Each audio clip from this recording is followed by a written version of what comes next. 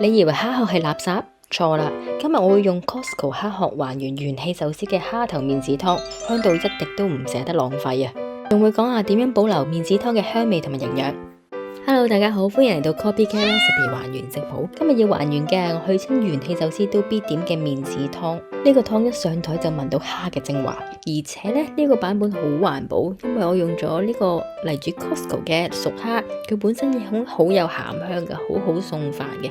咁但係剝完蝦嗰個殼咧，千祈唔好掉喎，我哋會用盡呢個蝦嘅每一寸嘅精華，零浪費。咁首先咧就係剝蝦啦。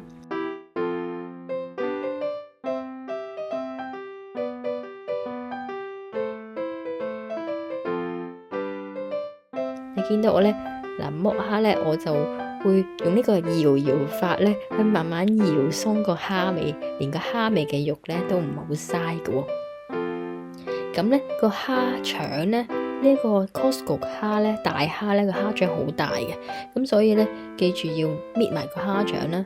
咁我嘅做法咧就係個蝦嘅中段啦，搣開少少，然之後你就會見到個蝦腸噶啦，你就可以揾個筷子輕輕一挑咧，咁佢就可以攞出嚟嘅喎。咁呢一步記住唔好偷懶啊，因為呢個蝦腸係特別粗啊，如果你唔挑出嚟，個口感係好扣分啊。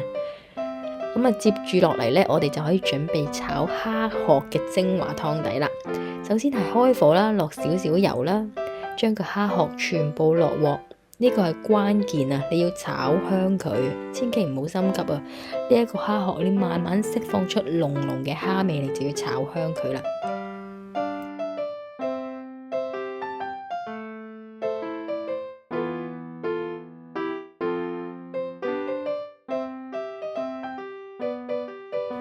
炒香咗之後咧，先至加熱水。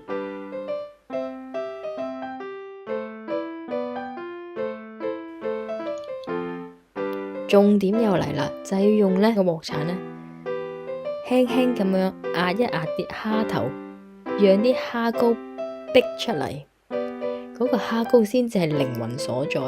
然後再加足夠嘅水蓋過所有蝦殼咧，咁就差唔多啦。等佢慢慢煮嘅時候咧，我哋嚟準備白蘿蔔啦。今次我用咗迷你版嘅白蘿蔔，係咪好可愛呢？佢哋嘅皮好薄㗎，所以係唔使批啦，可以直接切片就得啦。掉入個湯裏面一齊煮，等呢啲白蘿蔔可以吸收晒蝦湯嘅鮮味，同埋要煮腍佢哋啦。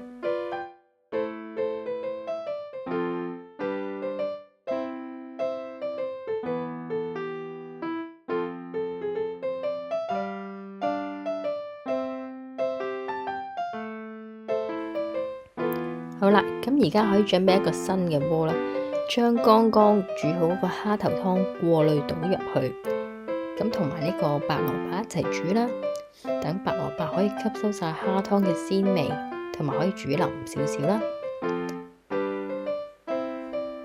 咁咧，當呢個蘿蔔煮緊嘅時候咧，就可以準備你嘅麵豉啦。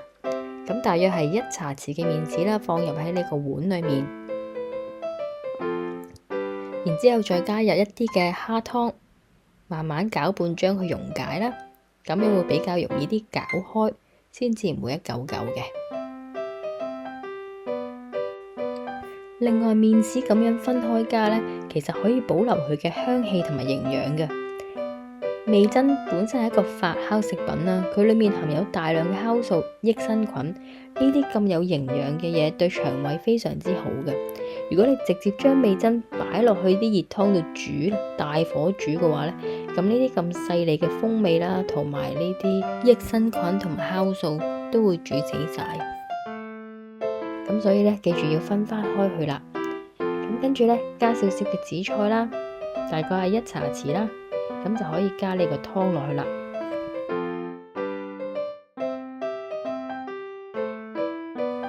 最後咧，擺盤咧就可以加一個剝好嘅蝦仁落去啦，或者個蝦頭啦，再撒啲蔥花，咁樣一碗元氣滿滿嘅元氣蝦頭湯就完成啦。如果你鍾意今次嘅還原，請幫我點個讚，分享俾你嘅朋友，仲有訂閱我哋嘅頻道啊！留言話俾我聽，你最想還原邊一個經典菜式？我哋下次再見，拜拜，thank you。